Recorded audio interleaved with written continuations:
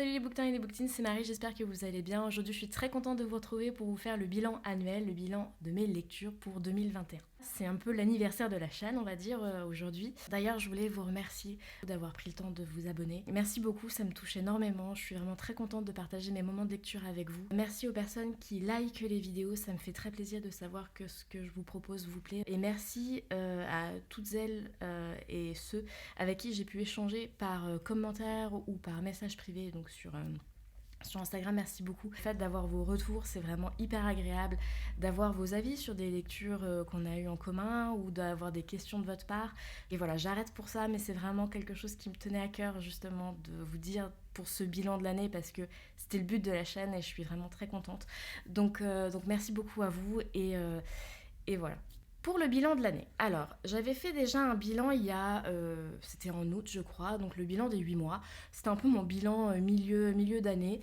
Je l'ai fait à 8 mois parce que je suis pas trop une excitée des deadlines et tout, donc voilà, je l'avais fait à 8 mois, mon bilan de la moitié de l'année.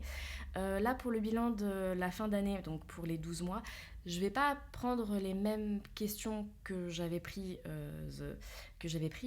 pour le bilan des 8 mois. J'ai rien inventé, hein, j'ai pris des questions qui sont régulièrement prises par des booktubeurs et des booktubeuses. J'ai pris celles qui étaient soit le plus prises, soit auxquelles j'avais envie de répondre, soit que je trouvais un peu bizarre, du coup voilà, j'ai voulu y répondre. Donc voilà, j'ai sélectionné 12 questions parce qu'il y a 12 mois dans une année, donc ça me semblait logique. Et puis comme ça, la vidéo dure pas trop longtemps, donc voilà.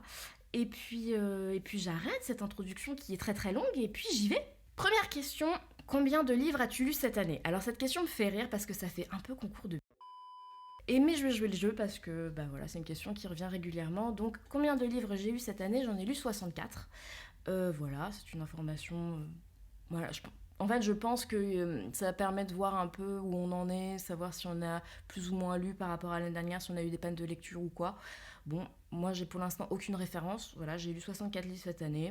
Bon, je trouve ça bien. Après, je suis contente de mes lectures, donc voilà. Ce que je voulais vous dire dans cette question-là, c'est que quand j'ai fait le bilan, j'ai trouvé amusant d'avoir commencé et fini l'année avec des livres qui parlent de sorciers et de sorcières. J'ai commencé avec Le Livre perdu des sortilèges et j'ai terminé avec Harry Potter, la chambre des secrets, donc le deuxième livre de la saga Harry Potter, qui n'est pas une relecture pour moi, hein, qui est une première lecture. Première lecture du coup en anglais. Je suis très contente parce que je lisais pas du tout de livres, hein, je vous l'ai dit vu que j'ai commencé il y a un an. Mais voilà, en anglais je lisais pas du tout et voilà, donc j'ai commencé, donc je suis très contente. Deuxième question, quel genre littéraire as-tu le plus lu cette année? Alors, pour cette question, je savais pas trop comment j'allais y répondre. Je me suis fait mes, entre guillemets, propres genres littéraires, c'est-à-dire que j'ai classé tous les livres que j'ai lus en différentes catégories. Donc dans la catégorie fantastique, c'est clairement la catégorie que j'ai le plus lu cette année. Dans fantastique, je mets heroic fantasy, science-fiction, je mets fiction type apocalyptique, pardon. Voilà, c'est vraiment du fantastique global, quoi, en gros. Donc sur 64, j'en ai lu 26, donc c'est clairement ce que j'ai le plus lu. Troisième question, tes meilleures lectures de l'année? Alors pour ça, j'ai un peu triché, c'est-à-dire que la question à la base c'était quelle était ta meilleure lecture de l'année. Mais comme j'ai un pouvoir décisionnel pas extraordinaire, je me suis dit non, je vais faire un peu différemment. Du coup, je me suis dit quelles sont tes 3 meilleures lectures de l'année et j'ai fait des sous-parties. Le top livre, on va dire, celui que j'ai préféré, on va dire le top quoi. Je dirais La vie invisible d'Adi Larue. J'en ai fait une vidéo où j'ai donné mon avis sur ce livre-là, donc je vais pas trop m'emballer. Dans mon bilan des 8 mois, je l'avais pas encore lu et j'avais dit que c'était le plus beau parce que c'était la plus jolie couverture que j'avais. Et voilà, et à la lecture, je peux dire que c'est mon top lecture. J'ai vraiment beaucoup accroché sur ce livre-là, donc je m'emballe pas trop. J'ai fait une vidéo sur ce livre-là. Le livre le plus marquant, je vais dire Petit pays de Gaël Faye. Qui est un livre plus ou moins autobiographique, qui n'est pas vraiment une autobiographie, mais qui est basé sur l'enfance de Gaël Faye, qui est un livre que j'ai trouvé très marquant. Pareil, j'en ai parlé dans une vidéo précédente, donc je ne vais pas en reparler pour pas que la vidéo dure trop longtemps. Voilà, le livre le plus marquant, Petit pays. Le livre le plus touchant, c'est une BD qui s'appelle Ne m'oublie pas de Alix Garin. Je me retourne pour vous dire pour vérifier le nom de l'auteur, oui, c'est ça, Alix Garin. C'est sa première BD. C'est une BD qui est très très touchante. J'ai fait un post j'ai fait un post sur Instagram sur ce livre-là. Je vais pas trop en parler. C'est une BD qui m'a beaucoup touchée parce qu'elle parle d'amour, elle parle de la relation du personnage principal avec sa grand-mère qui est atteinte de la démence de type Alzheimer. C'est un livre, moi, qui m'a beaucoup plu, qui est très très beau, les planches graphiques sont magnifiques, l'histoire est très très belle et je commence déjà à m'emballer. C'est dingue ça de pas pouvoir juste répondre aux questions qu'on pose, Marie. Donc le livre le plus touchant, ne m'oublie pas. Quatrième question. Tes pires lectures cette année? Alors j'en ai pas eu beaucoup. Peut-être que je suis bon public aussi, je ne sais pas, mais voilà, j'en ai pas eu beaucoup. Donc j'ai pareil classé parce que c'était ta pire lecture, mais du coup il y a 2 livres qui m'ont vraiment pas trop plu cette année, donc je voulais quand même vous en parler.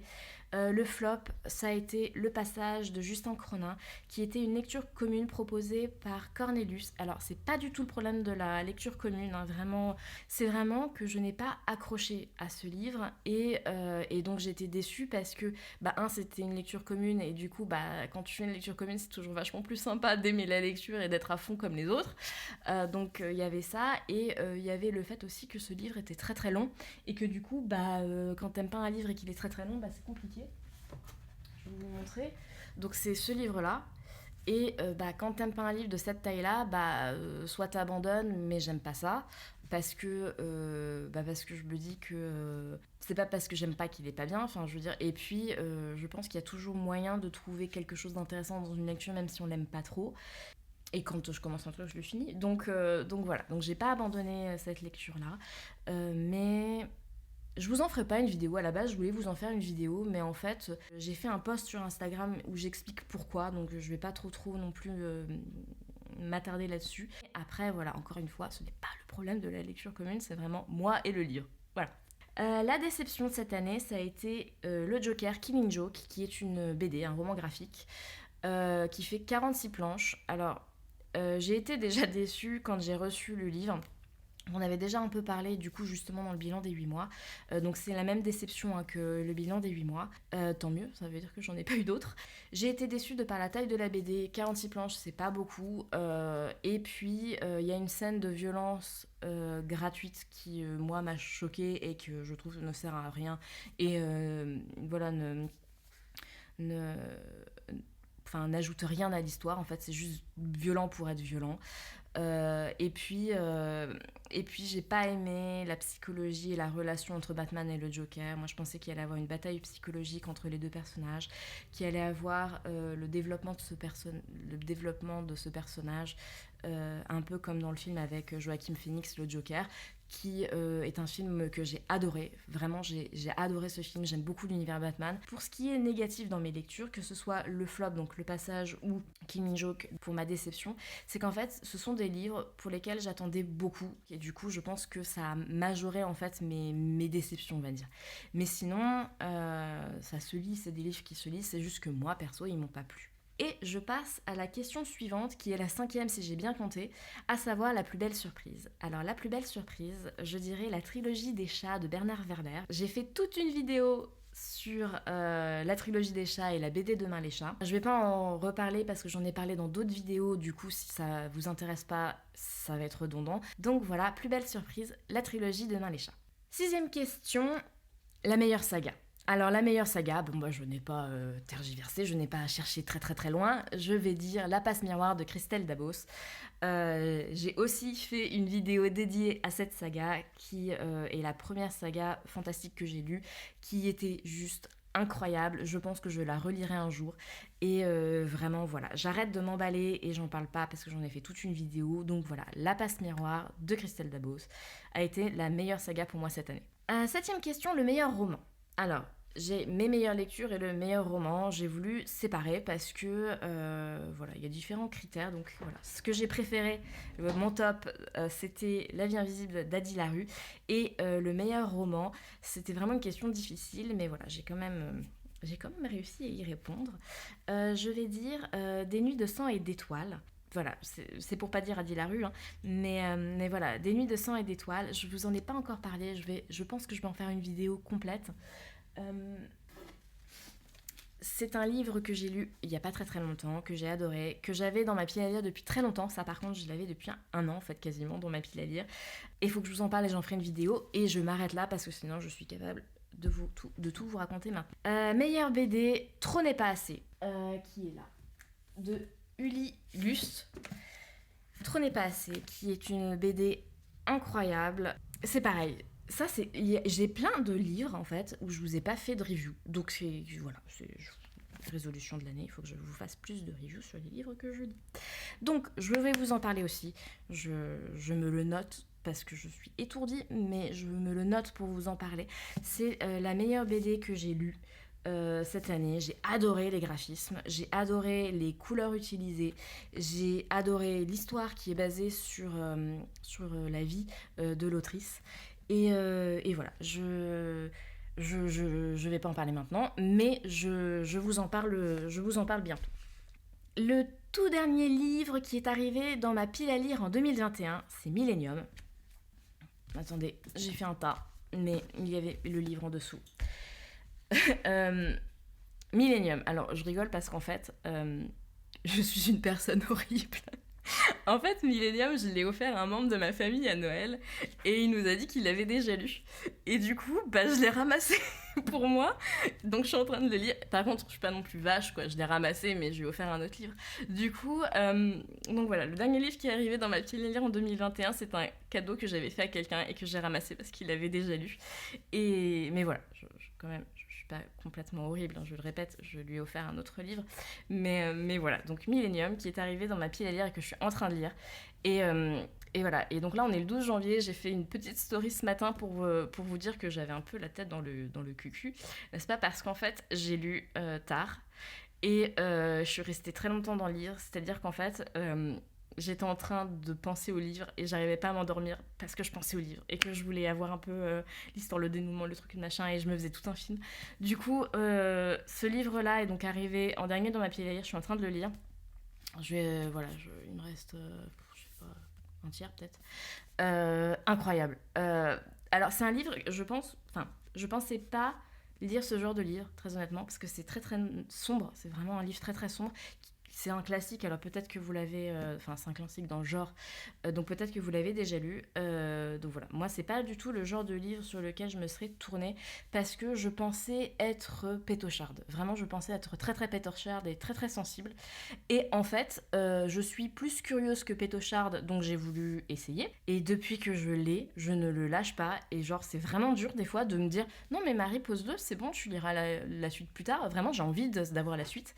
Et j'ai tellement envie d'avoir la suite que j'ai un petit peu pété un câble. Et en gros, j'ai acheté les deux suivants. Et donc, demain, ouais, c'est ça, demain ou après-demain, je suis censée recevoir le 2 et le 3.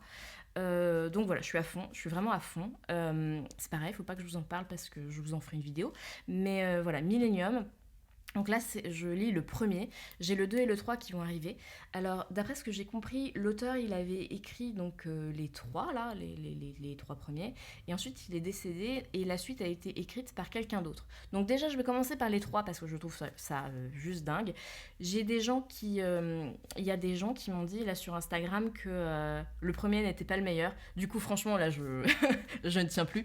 Donc voilà. Merci aux gens sur Instagram qui me donnent leurs avis, vraiment, encore une fois, voilà.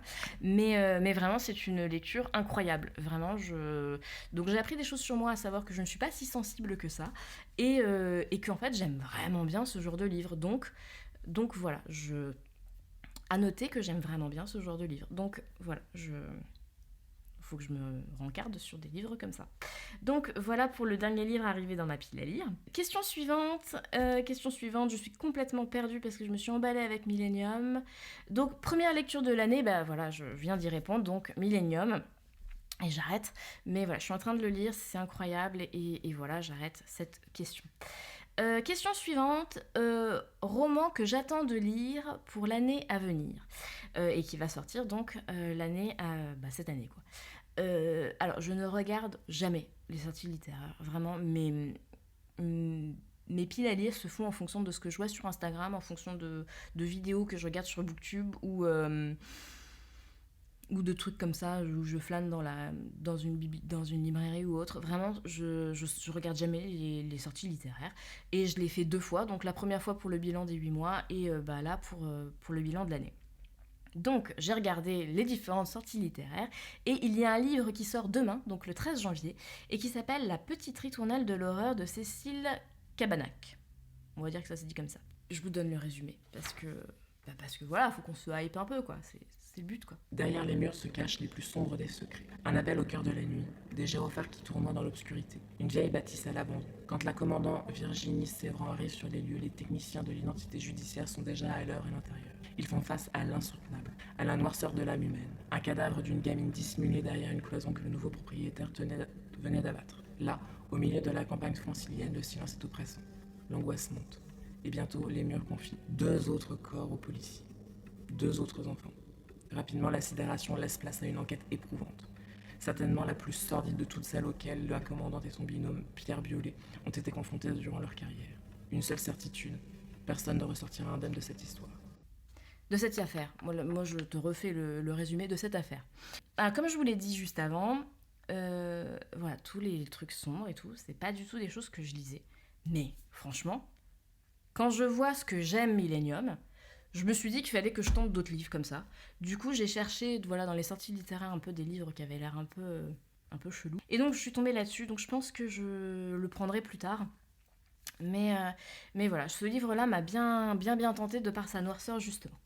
Donc voilà pour cette question-là. Et 12e et dernière question, justement, les résolutions de l'année, parce que c'est janvier, donc c'est le mois des résolutions et tout ça. Alors, j'en ai 2. À la base, je m'étais dit en faisant la vidéo, parce que j'ai anticipé, parce que je me suis dit si jamais je prends juste les questions et que je les prépare pas, ça va être l'enfer. Déjà que je pars dans tous les sens, vous imaginez un peu si j'avais pas préparé. Donc les résolutions de l'année, à la base je m'étais dit, bon allez Marie, tu n'achètes pas de livres tant que tu n'as pas fini ta pile à lire. Mais ça je me suis dit, Marie, en fait les résolutions c'est quand même des trucs que tu es censée tenir. Du coup je me suis dit, ne pas acheter de livres, sachant qu'en plus j'ai craqué et que j'ai acheté le 2 et le 3, là, ça n'aurait pas été, ça n'aurait pas été cohérent. Du coup, voilà, je n'ai pas fait, je n'achète plus de livres tant que je n'ai pas lu la pile à lire. Par contre, et ça c'est important parce que voilà, je vais me forcer, parce qu'en fait les livres de ma pile à lire c'est des livres qui me donnent envie, hein, mais je vais me forcer à lire vraiment les livres de ma pile à lire et de pas craquer et d'acheter des livres comme ça sans avoir lu quelques livres de ma pile à lire. Donc je vais essayer de faire un roulement entre les livres que j'achète et les livres qui sont déjà dans ma pile à lire, histoire de lire cette pile parce que j'ai quand même la chance d'avoir des livres à lire.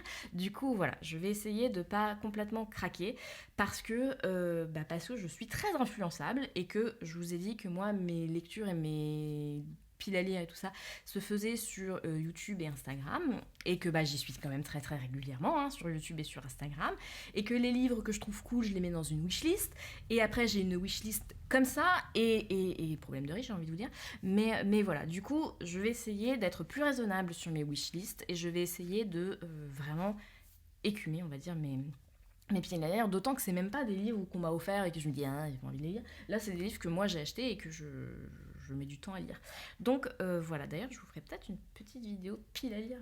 Ça peut être sympa aussi. Bon, j'ai plein de vidéos à vous faire, dis donc. C'est bien, c'est des idées, mais faut que j'y pense parce que des fois j'oublie. Donc, et si j'oublie, faut pas m'en vouloir parce que c'est pas que je mets de la mauvaise volonté, c'est que je suis très très étourdie. Donc voilà, soyez gentils.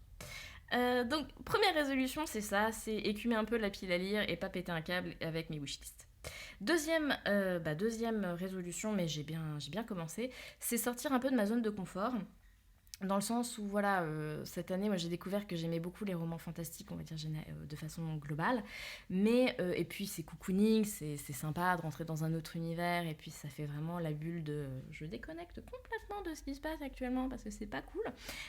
Et du coup, j'aurais voulu en fait sortir de cette zone qui est devenue ma zone de confort, en fait, de lire des romans fantastiques tout doux, tout cool. Donc voilà, je voudrais lire davantage de livres en anglais. parce que maintenant je peux lire en anglais, donc autant le faire. Et je voudrais lire des romans plus sombres, qui font peur, tout ça. Parce que j'aime bien en fait. Si jamais vous avez des livres sombres qui font peur, tout ça, n'hésitez pas à me le mettre en commentaire, n'hésitez pas à me le mettre en message privé, que ce soit sur YouTube ou sur Instagram, n'hésitez pas, vraiment, je suis preneuse, au contraire.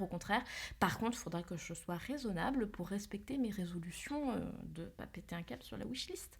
Mais mettez quand même, et puis ce sera à moi de gérer ma résolution de l'année, quoi. Donc voilà pour les 12 questions du bilan de cette année. J'ai trouvé ça très rigolo à faire, franchement j'aime bien. En plus c'est la vidéo où je peux me permettre de dire j'ai fait des vidéos là-dessus, allez les voir, c'est un peu la vidéo pub en fait. Donc pub, hein, j'ai pas dit autre chose, hein, la vidéo pub. Donc voilà.